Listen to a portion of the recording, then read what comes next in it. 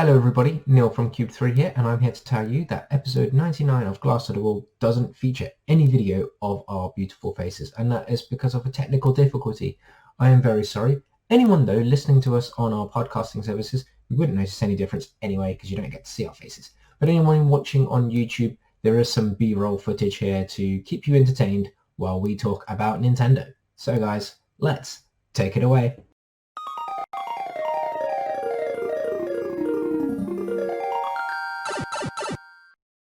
Hello and welcome to episode 99 of Glass to the Wall here from the Cube 3 panel of experts. Today we've got Sandy Kirchner-Wilson. Hey.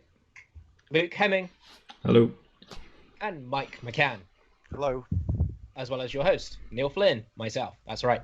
And Merry Christmas, delayed Merry Christmas to everybody out there, and probably by the time you're watching and listening to this, Happy New Year. Today we've got a packed show talking about Nintendo's 2021 plans as well as what we got for Christmas. So we're going to talk about Nintendo's 2021 plans. We know that they're going to have a lot to show next year. 2020 has been a relatively sort of, I say slow start for Nintendo, and then they really ramped up, but you could tell that the pandemic definitely put their plans to the side one somewhat, and I think Super Mario 35th probably would have been bigger. But looking on to Nintendo's 2021, let's start with the elephant in the room. Sandy, the Switch Pro. Could this be a real thing? What do you reckon? I think given the release of all the other competitor consoles, I think that Nintendo would be hard-pressed not to try something, whether that takes the form of a new console or maybe even just a better Switch dock, so maybe something that has extra graphical oomph in there. That would be interesting to see. Maybe some 4K capability or even just a stable 1080p output for Switch games would be nice. Yeah. Luke, do you see there being any particular games that either require a 4K or a sizable bump in resolution, performance, or frame rate or anything like that? Is there anything on the Switch that you think is struggling at the moment? I've seen nothing struggling, but I think if they need to keep up and if they want to try some next gen stuff that we're seeing, maybe like Assassin's Creed, the new Valhalla, I don't think the Switch is going to handle stuff like that, and I think this would be the time to step up on it. Otherwise, you might get lost in the pack a bit. Yeah, and Mike, we talked a couple of weeks ago about cloud streaming and stuff like that, but do you think a Switch Pro would be a better situation, or would you prefer Nintendo keep with its current sort of line and do games like Assassin's Creed Valhalla, which Luke just said there, but do it via that sort of cloud streaming service? What do you reckon? Yeah, I mean, it seems like that's the way things are going to go eventually, but perhaps it's a little bit of a time off in the future, and it makes it harder. Nintendo still want to sell hardware at the end of the day, so they have history of hardware revisions in the past. I quite like Sandy's idea of it just being in the dock, and that seems like a very Nintendo way of doing it, like the expansion pack that you had for the N64, that kind of thing, where you could just, even your existing Switch might still work, but you pay extra for the new dock, and it just gives it that extra boost. That could be a really interesting way of extending the lifespan of the Switch, while PS5 and Xbox Series X start getting more and more attention. Yeah, I agree with pretty much everyone's thoughts there. So we're all in agreement that we think a Switch Pro is going to happen. Whether it happens next year is an interesting story. Come March 2021, the Switch is 4 years old. At that point in a life cycle, we tend to think it's coming towards the end. We start to think there's going to be murmurings of a new console of some sort. Is a Switch Pro coming too late, Sandy? Do you think it's too late now to do a Switch Pro? Not at all. I feel like the Switch has been almost gaining momentum over 2020, which was surprising in many ways. From my perspective, I felt it wasn't quite keeping up with the rest of the tech, because obviously we're not getting those new games from those third parties, but we are getting the occasional gem from Nintendo, like the rehashing of some of the Wii U stuff. So I think there's still life left in the Switch, but I think it wouldn't hurt them to renew its kind of power level and give it access to this other set of games. Yeah. No, we've seen situations before in the past when Nintendo have created something like the new 3DS, or like you say, the expansion pack for the N64. But then Nintendo don't really go on to utilize those to its full extent. We think about the expansion pack on the N64, and really only a handful of games really required it. We look at the new 3DS, and again, there's only maybe 2 or 3 games that were fully utilized for that. I think it was Xenoblade Chronicles and Fire Emblem Warriors. I think there was one other game as well. Yeah. So I think it was Hyrule Warriors as well, wasn't it? Is it Hyrule Warriors as well? Right. Yeah. So there's not too many games that do it. So could we be at risk, Mike, of fracturing Nintendo's large install base if they were to have a Pro versus a standard edition, or do you think it could just be the case of like what the Xbox Series S and X do, where one just sort of scales up via smart delivery? Yeah, it's definitely a delicate line to walk, I think. Because as you say, every time they do it, they always have to sort of cater for the previous generation. So you have to have all of the games working on every console. I mean, we've seen it actually over Christmas. My nieces, this is a bit of a story, over Christmas, one of my nieces is starting to get into gaming a bit. And she wanted a Switch for Christmas, but she's only like 6. So they've got a Switch. So they bought her a bunch of games for the Switch, except they bought her Wii Sports Resort and had no idea that you need the Wii Plus controller to even play that game, and it completely locks you out of it. So they had a bit of a moment where it's kind of like, this new game you've got doesn't work. Right. So it does situations like that do confuse the market, you know what I mean? They have done it before. Yeah, and you it's very realize for the prohibitive. general consumer, it's much more confusing than someone who's, following it and used to it all the time as well. Yeah, I definitely think, when you see things where it sort of diversifies the market slightly. So the 3DS is a great example of this, of the 3DS, 3DS XL, the new 3DS, the new 3DS XL, the 2DS, the new 2DS XL. People probably do get really confused about which one's what and what's what. For you guys, you've all got Switches. If there was a Switch Pro, Luke, I'm going to you here. If there was a Switch Pro, what would you need there to be on there that's different to make you reinvest in a new Switch? Themes, first of all. I know it's a really simple, basic thing, but that is something I'm themed looking consoles for. or a themed OS? Yeah, a themed user interface, like the 3DS had. It's such a simple thing that they could integrate, and if they said this is only available on the Switch Pro, we're going to give you 20 wallpapers, you can make folders, stuff like that. I mean, I need.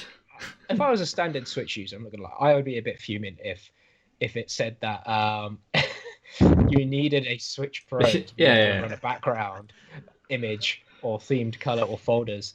I think that. Can you believe it would happen though? Because I can believe that can happen. Yes, in one way, I guess. I agree with you that they definitely need them. It's something that everyone's been asking for a really long time. Also, they can make so much money off it. I mean, you're selling themes for £1. I think it was £1.59 or something they were selling them for on the 3DS, just for an image and a tune. Okay. Is there anything else there? I mean, obviously, you wouldn't have stopped there. Go on. No, I want 1080p. To be honest, I'm not too bothered about it running more impressive games. I'm very happy with the Switch catalog. I think Nintendo have got and cut their own little bit of the market out. But yeah, just 1080p. What else? You mean a 1080p screen, right? Yeah. What about if it was released with Breath of the Wild 2 and that run better on Switch Pro? Oh, yeah. So you got the GameCube Wii issue there, haven't you? If they did say that was going to look better and have better, if there's some kind of new feature, I don't know what they could add, but all of these things easily would Nintendo get their hooks in with me with stuff like that, and I'll happily spend for a new one. But Actually, the graphic thing's probably the least that I need. But if there's special features I can only get exclusively with a new console for a new Zelda, then yeah, I'm probably going to fork out for it. we say that about Breath of the Wild, and Mike, that's actually probably a good call. I think if there's going to be anything there, we did see a bit of choppiness, and that might have been due to it being more of a Wii U project before it was a Switch project. But you look at some elements or some moments in Breath of the Wild on the Switch, and there is a bit of slowdown. We've seen that also in Hyrule Warriors Age of Calamity as well, where there's a bit of slowdown in terms of frame rate, where you're kind of wondering if the Switch had a bit of extra juice, could it pull it off properly? I think the best or most apt example really of an upgrade within a console cycle, and it's been done twice as well, is Majora's Mask. The N64, obviously, Majora's Mask utilized the expansion pack that we talked about just there a moment ago, and on the new 3DS, I think did it launch with Majora's Mask or launched around the same time, and they are really promoting the C stick and the extra 3D head tracking on the 3DS at the time. So yeah, Majora's Mask is definitely one of those games, and Nintendo seem to be quite happy to do that with Zelda. So it's probably a good call there, Mike. Sandy, are you as hot on the heels for something like a 1080p screen, themes, and a few other things? Yeah, I was actually thinking with that whole Breath of the Wild concept, it would be interesting if, say, and I know Metroid is kind of dead in the water at the moment, but if Metroid Prime 4 was announced alongside something like a Switch Pro with 60 FPS or 120 FPS support versus maybe 30 on the normal Switch, that would 100% sell me on that console, even if its basic makeup was still 720p screen inside and all this stuff. But if we saw that improved performance, I think I would be willing to make the jump. Yeah, we have seen a slight bump. Nintendo did a slight revision, didn't they? The Red Box Switch, as we couldn't call it, which had a slightly improved DPI on the screen, which meant you could see it in brighter situations, and had a much more extended battery life than the original Switches. And then we've obviously seen the Switch Lite. If we did have a Switch Pro, how much would you expect it to retail for, Mike? I think they'd stick with. I mean, what's the difference between the Switch Lite and the full fat? Full fat's like 230. No, the Switch Lite goes for, I think, officially 199 in the UK, and the full fat Switch goes for 279. So there's an £80 difference. God, tells me how much how long ago I bought my Switch, but. Well, I mean, that's the thing, right? The Switch has been out for nearly 4 years and it hasn't seen a price drop other than individual retailers doing their thing. I'm still for all of the surprised. consoles, actually. Well, the Xbox Series S is currently £30 cheaper than the Switch. Yeah, that's so madness. It's crazy that Nintendo are going to go out there into 2021 without a revised model, if you ask me. Knowing that the Xbox Series S is now realistically edging in for that piece of the pie. Are people really hankering for a handheld at the moment when they're not really necessarily having to go out the house? I think. But so what? You think it's going to straddle that same price point? Yeah, like I think. Yeah, to answer the question would be like, that £100 bracket above, so you kind of cater for a low, middle, and high end of the market, and I think that's what they kind of do and try and cover all their bases. Yeah. Luke, what are your thoughts about prices? What would you be prepared to pay? No, I agree with Mike, but I think that the original Switch that we've all got, I think that needs to come down, and then it would be nice if Nintendo then hit that new one at the 279. Price the Pro at 279, take the one we've got down to maybe an even 200. But the question is, where does your Switch Lite go then? How much are you charging for that? Maybe they keep the Switch Lite as it is, just give people that option, whether or not they want to go portable or not. Because I think people would still make the call that if they wanted just a portable machine for maybe a younger audience, they just give them that, and they could charge 200 for that still, and people could have the normal Switch at a 200 and then push the other one up to 279. I think that would be the best prices strategy for it. Yeah, Sandy, have you partaken in any of Nintendo's upgrades before in the past? And so, I guess when the DS went to the DS Lite, and then the DSi and the 3DS went to the various 3DS iterations. Are you quite hot on upgrading? So I didn't take the Switch Lite. I didn't take the DS Lite, but I did go for the DSi that was bigger. I got the 3DS, went to the 3DS XL, then went to the new 3DS when Nintendo were like, "Here, have one early." I feel like I would partake in an upgrade where available.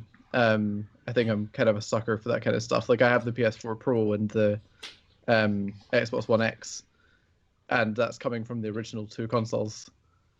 I think the price point would have to be right. I couldn't see them doing anything as nice as keeping it 280. I think they would charge 300, 350, maybe knock the original one down by 20 quid to 250, and then probably keep the Switch Lite where it is, even though the Xbox Series S is cheaper, because people are going to buy it. I think Nintendo knows that. And that's not a slight on them. I would as well if I was them. I mean, that's the thing. I would always say that I wouldn't buy these things, and then I end up buying them. I just kind of wonder where my sweet spot would be, and I guess I'd need to have an incentive. You're right. If Metroid Prime 4, if Breath of the Wild 2 were games that were dramatically improved, or if it's a case somehow that they've got magicians working in the background, like with the Xbox Series X and S, where they scale up some existing games. If you could play Mario Odyssey, for example, in 1080p handheld or something like that, that would be awesome. That would be cool. Now, I could have sworn that I actually did an article on Cube 3, which is what I've just been trying to look for, which discussed things I would like to see in a Switch Pro upgrade, because I was trying to use a cheat sheet, basically, but I can't seem to find my work. So I'm just going to go over what I think I would like to see that I can remember off the top of my head. That would probably be improved Joy-Cons. We all know about Joy-Con drift and the situations that Nintendo have had with that. If there's some way, I don't mind the shape or the form factor, but if there's a way that they can improve upon the Joy-Con, I guess the problem is if they do that, then they recognize that there's an issue in the first place, and it probably causes more issues for them. Wireless headphones, to be able to use Bluetooth headphones with it. I don't know why this isn't already a feature. I know there are a few peripherals that help do that, but I'd like to be able to just do that by connecting them to the Switch itself. Sandy, I think you're right. An improved dock probably would help. Docked performance mode. I'm surprised, Luke, that you mentioned that you're quite happy with the Nintendo lineup. I think Nintendo's lineup is perfectly fine, but I think going forward into 21, 22, 2023, it's going to start to lose some third-party momentum. I mean, EA can't even be bothered to put an updated version of FIFA on there. I'm playing Doom Eternal at the moment, which is fantastic, but it is starting to look a bit... I think that is the most we're going to get out of the Switch. Something like Doom Eternal, where the performance is locked at 30. It looks great, but they're also charging 40 quid for it, £45 for it, when you can pick up the game for £15 on the other platforms. And you kind of think you're paying a little bit more for what is essentially, I don't want to say it, but probably one of the worst versions of the game. So I think Nintendo need to really address this, because they've definitely got an audience, but they've got to be really careful that they don't alienate loads of people who've just picked up Switches in the past year. The other one is when you mentioned themes, Luke, I thought you were going to go down the idea of themed Switches, because we've got themed coloured Joy-Cons and stuff like that. The Fortnite one has a slight different design on it and stuff, and I think Smash Brothers one had a different dock. There's that beautiful Animal Crossing one as well. Oh, of course, yeah, I forgot about that. I was going to say I haven't thought of many others though. I can't to the top on the top of my head. Pokemon one as well. Maybe there was a Xenoblade. Yeah, I think it was a Let's Go Eevee and Let's Go Pikachu one. I want to say there was a Xenoblade one, but nonetheless, these seem to be far and few between. Considering how Nintendo were, say something like the N64 or the GameCube, where there were just colors galore. Okay.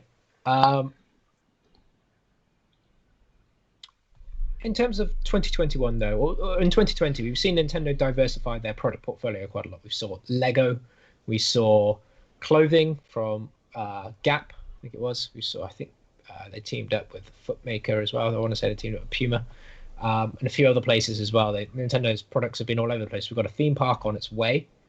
But a couple of years ago, we saw them release mini consoles. We saw the NES Mini and the SNES Mini come, I think, 1 year after each other. And both were incredibly popular, really hard to find. Nintendo had to do a second production of them. So you would naturally think they'd continue this craze of being able to sell their games via this sort of emulated little box of theirs, which profit margins must be really high. But we haven't seen anything. Do you think 2021 is going to change that, Sandy? Do you think we could see a new Nintendo mini console? And if we do, which one do you think it could be?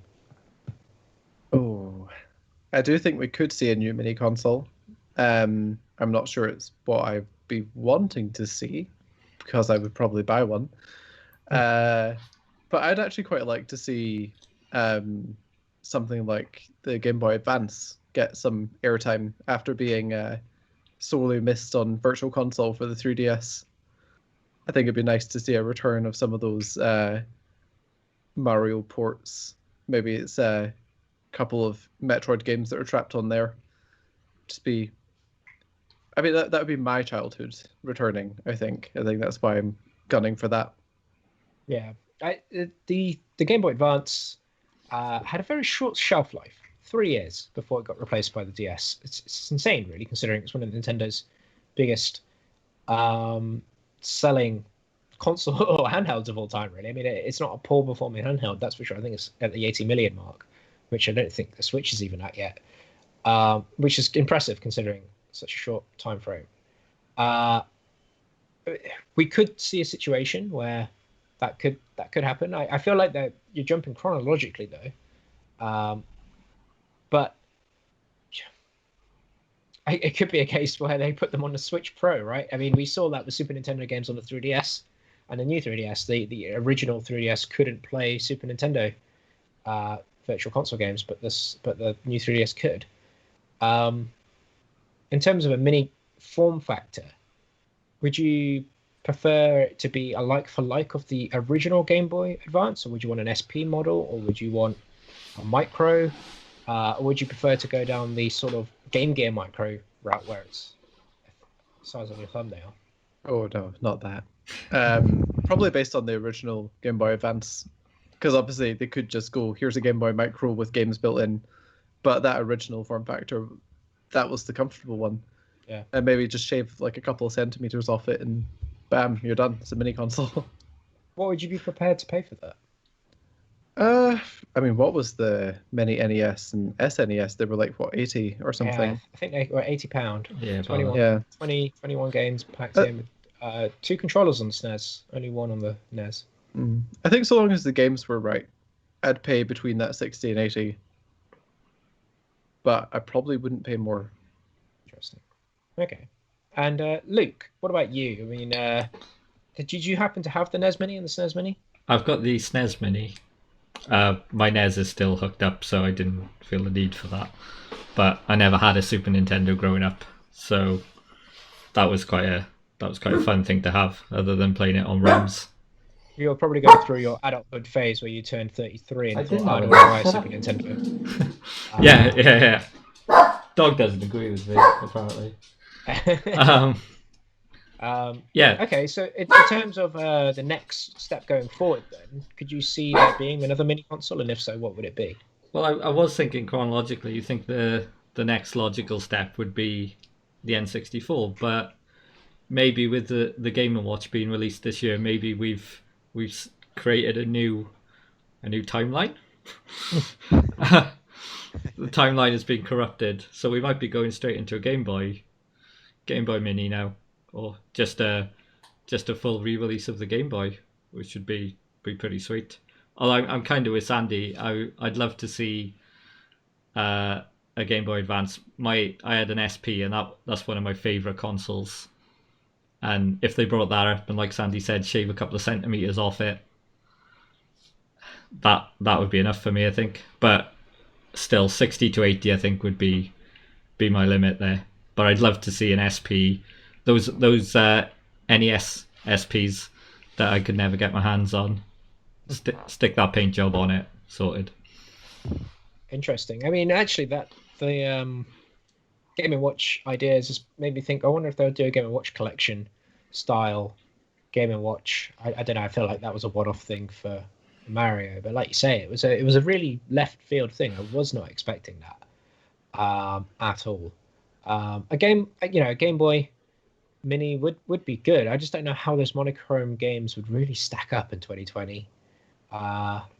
Could you do the like the SNES had the Game Boy palette when you plugged it into the Super Nintendo? Just replicate that palette again. Not that it looked great, but it did look better than. Yeah, I mean the Super Game Boy, right? That and the Game Boy Player for the GameCube, they had some palette swaps. I think even the Game Boy Advance, if you plugged in an old Game Boy game into it, it would give you that option, right? Yeah. The Game Boy Color too, I believe did that. Yeah. Okay, well that would be interesting. And Mike, let's go with you then. Where do you stand on this? Where can you see Nintendo going next with their mini-series if they were to do one? Yeah, definitely, because it has definitely been a thing for them the last few Christmases. Even like Luke was saying, the Game & Watch this year is almost a replacement for that a little bit. And I can't imagine they want to stop that momentum going. Maybe it's time for the Virtual Boy, the oft malaligned Virtual Boy. Not many people got to play it. Now give it a second chance. If there was a re-release of the Virtual Boy where they modernized it and made sure people didn't throw up after playing, I'd be all up for that. I don't know if how they would do it, but that thing was a big chunky piece of kit. But I don't know. I mean, I at one point people were thinking there could have been a Virtual Boy sort of app on the 3DS. You know, that was probably the best time to do it. You had a console that was capable of 3D. There's meant to be some very good games locked onto that, like the Wario Land. I've heard the what's the boxing one? It's like Punch Out. I've heard that's meant to be pretty good on it. Tecmo, is it? Tecmo boxing? Yeah, that's it. Yeah. Yeah, I'm not too familiar with the Virtual Boy sort of library. I know Too young. Yeah, about 13 games or so. Before your time, Neil. Yeah, It's like something they could do for the Labo VR cardboard thing for the Switch. That would have been good use for it. It's actually not a bad idea. Well, yeah, saying that, do you think? So actually, before we progress on to that, because that's actually a good subject. That's handy. I was just going to say it's 25 years since the N64 in 2021. Released 96, right? I could be wrong in saying that. Or did it release 95? I'm now starting to wonder, starting to doubt myself. I think it released in Japan 95. I think it released over here in 96. I think an N64 Mini must be on the cards soon, or a Game Boy One. It's definitely been enough time, as you say. Yeah, I would really like to see an N64 Mini. I'd like to be able to get my hands on new gamepads as well. I think one of the reasons why my N64 probably doesn't get as much love is that I'm protecting those sort of gamepads because that joystick does get a bit wobbly and it can get a bit loose. Mine definitely are. If the N64 did get a Mini again, would it have 4 controller ports? How much would those controllers cost? Would you still have a decent sort of lineup of stuff? I'd be up for a mini series of any of the ones that we talked about actually. But interestingly, they could all be added to the Nintendo Switch Online service, which hasn't really had much sort of new stuff come to it. Yes, we get a drip feed of some NES games and SNES games every month, but given Nintendo's sort of slower 2020, I would have thought we would have just seen some more games being splashed onto there. Luke, what games would you like to see, or systems or anything else added to the Nintendo Switch Online service? I think I'm really enjoying the NES games at the moment, but there's no love for any Disney games, and the Disney platformers were some of the best on the console, and I think that is what needs to be on there. I know I've got the weekend collection, Capcom weekend collection, but I think people would like to play those games individually, because for everything that's on there, like for every Darkwing Duck, there's a DuckTales 2. You know, where's the choice? And Turtles, because Turtles was amazing. Yeah, it's interesting with licensed games. We thought that they wouldn't really make a return, but Disney really shocked us with a few things. That Aladdin and Lion King double pack, for example, I wasn't expecting to happen when it did. I'm wondering if they'll do that with some of the Mickey games and stuff like that. Do you think Nintendo have been good enough, Luke, with the sort of cadence of releases that they've had on this? Because I think I'm kind of, it's like Stockholm syndrome, isn't it? You fall in love with what you've got. But by now I would have expected, at the very least, some free Super Nintendo games and a SNES library available. But like you said, we're all hoping for a GameCube library, an N64 library. There's no reason that can't happen. Don't get me wrong, for the price that online is, I do enjoy having those NES games, and some of the SNES games are pretty good, but give me the option to buy a library full of them instead of drip feeding me certain titles. what about Fire Emblem then? Because obviously we had Fire Emblem released at the end of the year here for £5 or whatever. Did you prefer that sort of model of Yeah, I think so. If you're going to charge under a fiver for, well, charge a fiver for the Nintendo titles, the top tier games, and just give me a big expansive list of other options for, like, I don't know, what they usually go for. They usually go for about £3.60 for Nintendo. Tend to put ours at On the old virtual console. Yeah. Just give me the option. I had Turtles on the Wii. Like, where did that go? Yeah. In fact, where are all my old Wii games that I paid for? Yeah. Oh, Nintendo, no, you've got them, because obviously you could bring them forward to your 3DS or your Wii U and pay a little bit extra. Just keep going. Keep it going. Sandy, what about you? I mean, do you prefer Luke's options there of buying it individually? I still think Fire Emblem's a bit steep considering what we did pay on the Virtual Console. Or do you prefer that sort of Nintendo Switch Online service alternative? I mean, I think it would help add value to Nintendo Switch Online, because I feel like it's not worth what it costs at the moment, because it's just gatekeeping that online gameplay for what feels like, oh, the other console makers are doing it, we'll do it too, rather than for a legitimate reason. Which I could be wrong about that. I'm not too salty about it. But I would like to see, I mean, it's not too expensive, right? We're talking about $17.99 a year. Yeah, it's a lot cheaper than the competitors, which is fair. But I would like to see some 3D games being offered on there.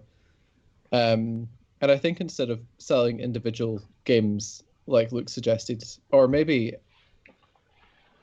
it'd be nice to see like maybe an N64 pack where you can just buy for like 15 quid. Here's like 20 N64 games. Although I feel like they would have trouble getting rare games and relicensing things like GoldenEye, which they're the things people want to play. And Microsoft currently has them on Xbox. So I don't know if Nintendo could get them just now. Well, I mean, we have seen an N64 game and a GameCube game launch on the Switch this year, Mike, but it wasn't in the form that we were expecting. We had Super Mario 3D All-Stars Collection, perfectly fine putting a 64 game and a GameCube game in that collection, and a Wii game as well, I should mention. Do you think Nintendo are going to go down more of this route instead, where they package, I don't know, Zelda Collection, Kirby Collection, Metroid Collection over the next couple of years, next few anniversaries, and do it that way? or would you prefer to go down the route that Luke or Sandy was even talking about? Yeah, I kind of feel I feel torn on this subject because I feel a bit both ways. Where, you know, like Nintendo's not going to leave money on the table. They know what they've got, what they can repackage and resell, but they've also really got to manage their IP. And I think there's a good reason for not just opening the floodgates, because they can just hold on to those cards until the time that they need it, and it's a really powerful card to keep. Yeah. But at the same time, I would really love to have the N64 library, everything on that subscription for Nintendo, because I'm a bit of a Nintendo fanboy, and I would love to have a system where I can access everything legitimately, and I'd be happy to pay a subscription for that, to make that happen. You've never accessed anything illegitimately, have you? Never. No, I thought as much. No, never. I didn't have a But it's Dreamcast. interesting. I mean, it does raise the point, right? Because people want to play these games, and you look at particularly what Microsoft are doing, right? They're bringing forward their back catalogue of Xbox 360, Xbox One games, and they're bringing them forward.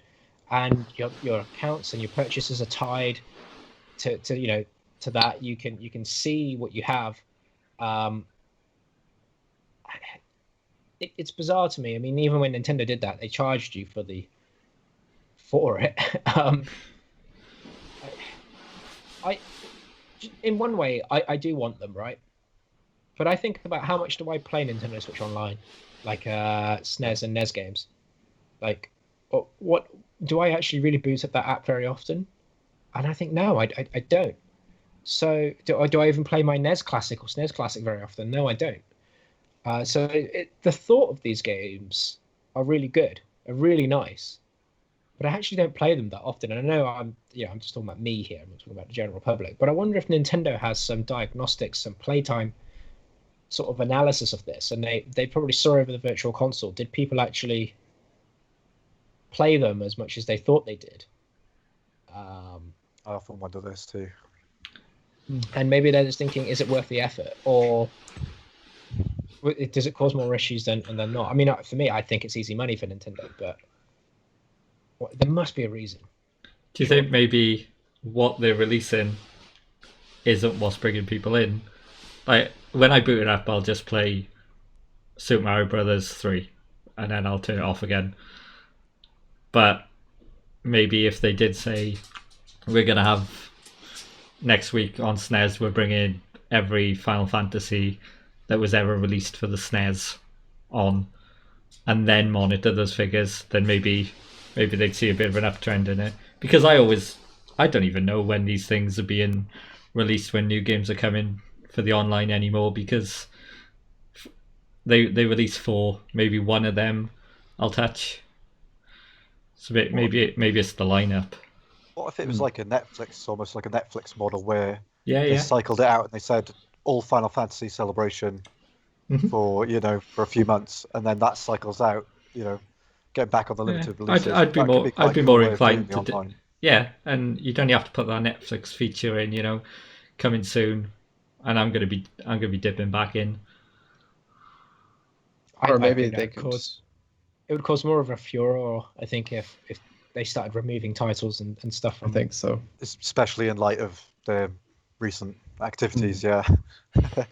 I think it would be interesting for them to treat it a bit like Game Pass, where you have access to all these games, but if you only ever sign in to play one, you can just buy that one at a discount because you've been subscribed to the service. I think that would be a much more pleasant and friendly way to approach it.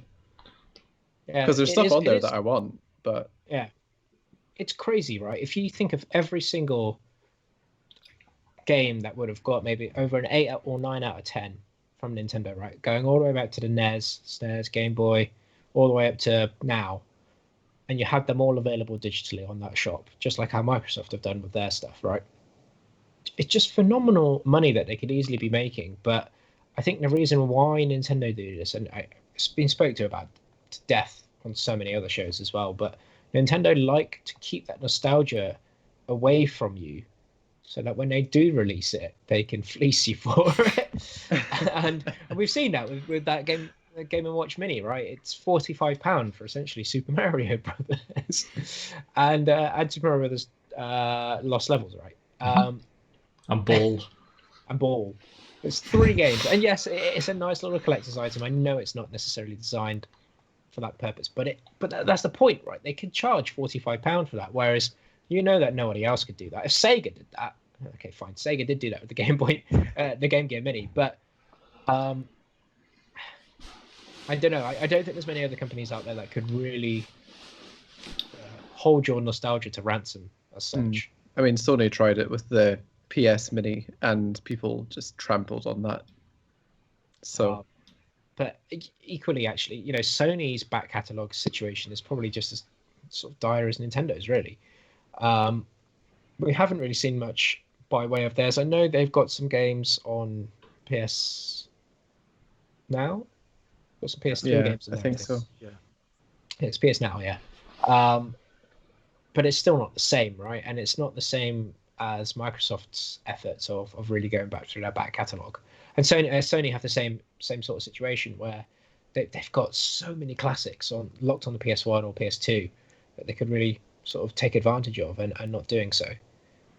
I guess time will tell. I personally, as much as I want an N64 Mini, as much as I want games to be added to the Switch Online service, sometimes I think it is what it is, and it just won't happen. I honestly, I just think it won't happen. I just think we'll be stuck with NES and SNES games until the next one, because I honestly think Nintendo will keep that as a feather in their cap until they release a system that's probably not doing as well, and so they can be shown to be giving more. At the moment, the Switch is flying, right? So why do they need to do it? They should just focus on new software that they can get more money out of, and they can use this as a get out of jail free card the next system when that starts to flounder a bit, if it does. But speaking of feathers in their caps, and speaking of opportunities of upping sales when things start to flounder a bit, Nintendo have another ace up their sleeve. Sorry to use all these metaphors.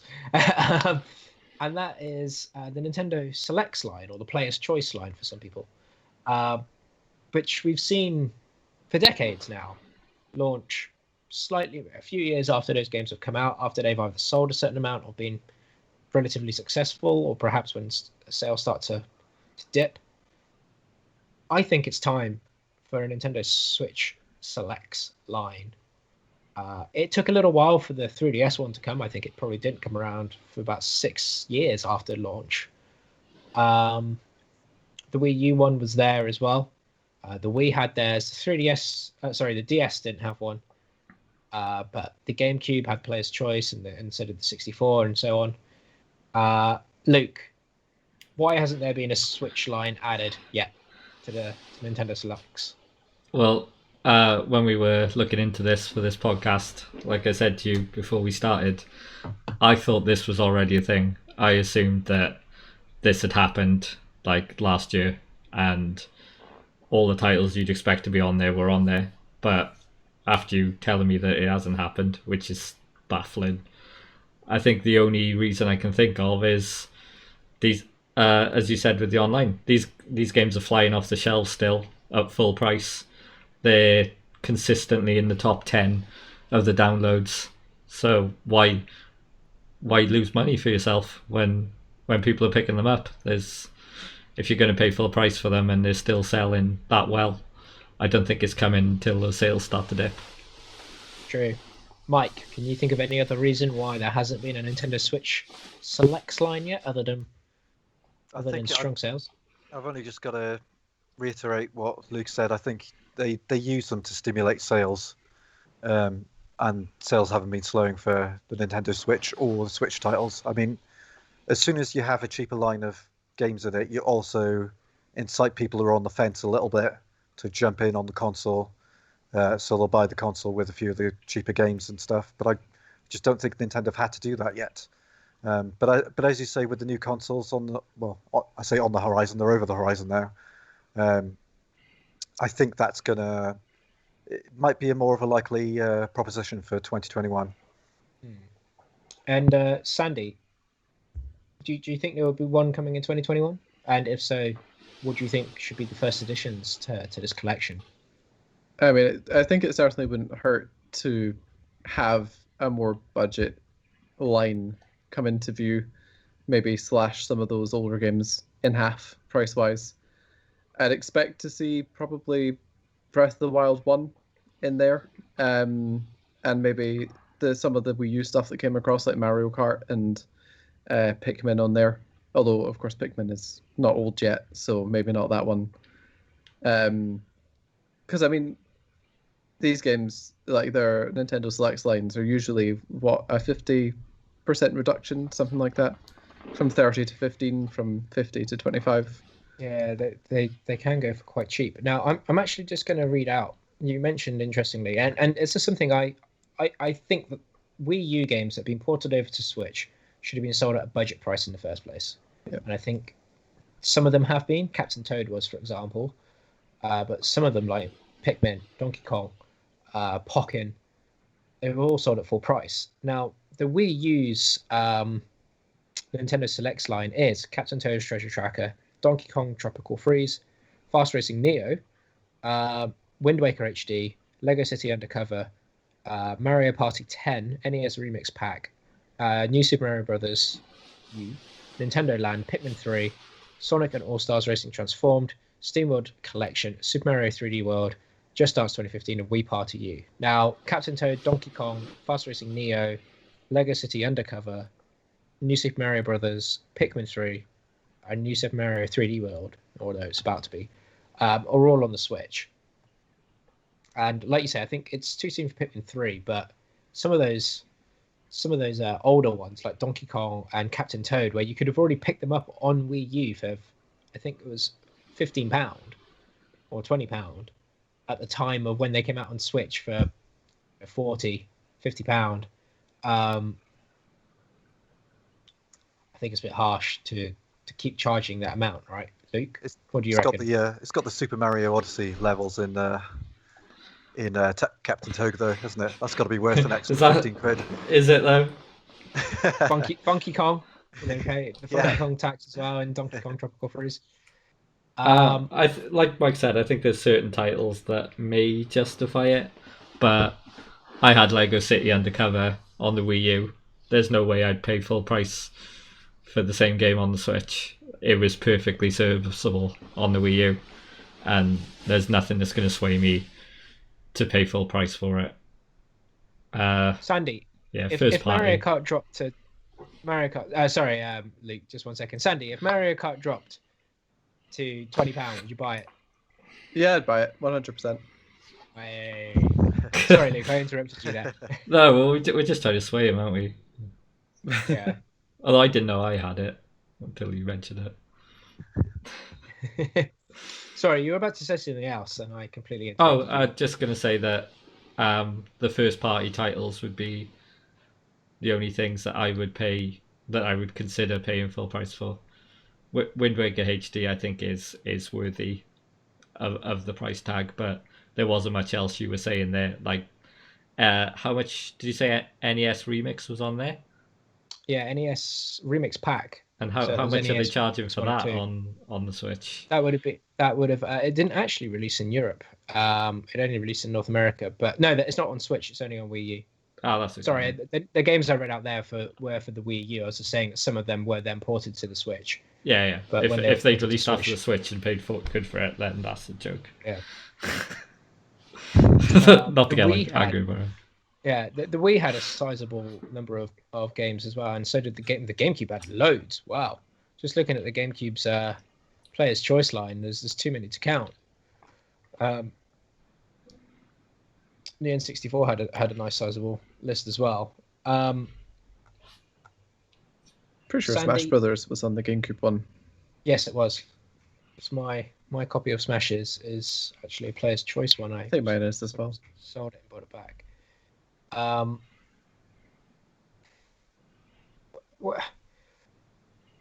guess, is there likely to be one, Luke? Games still sell at full price.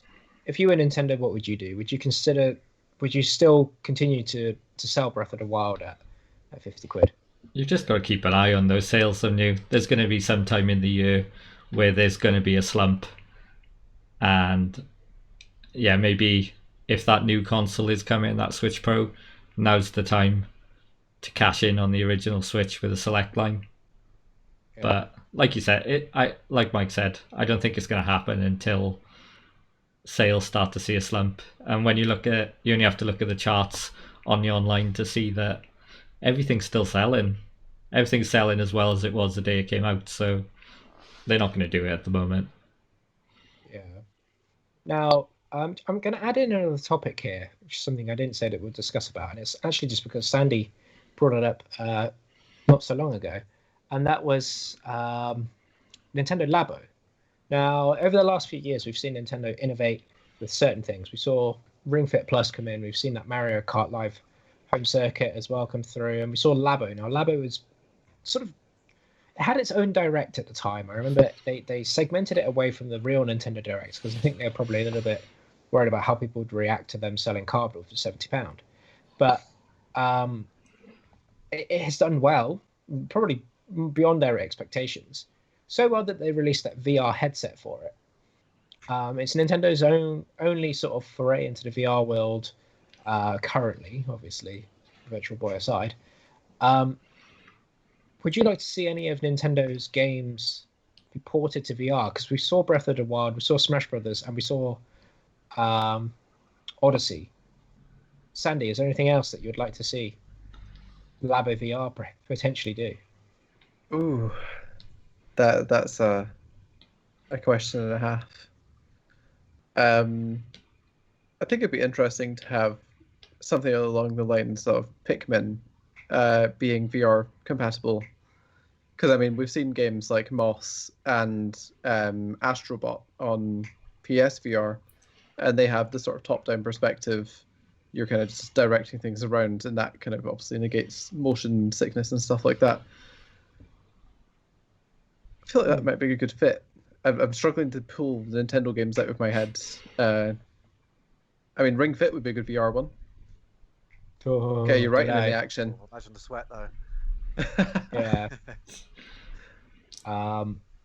Mario Kart was the one I was thinking, just because they've got that cardboard wheel as well that you can build.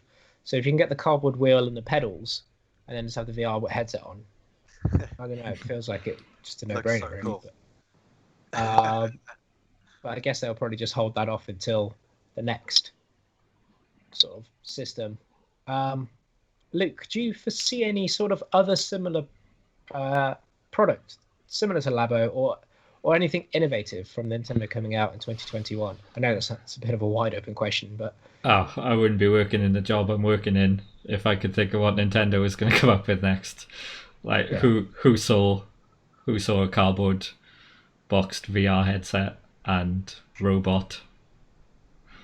No, I'm always excited to see what they've got to offer, but for what it could be myself. What I did like though on the VR, there was the bird, and you had the pedal that blew air as you flapped the wings. Like, that's a prime example of nobody has any idea what they're going to do. But I'd like to see a bit more VR stuff. I think there's a few games in my mind that I think would work really well in VR, but that's the only thing I can think of. And Mike, on your end,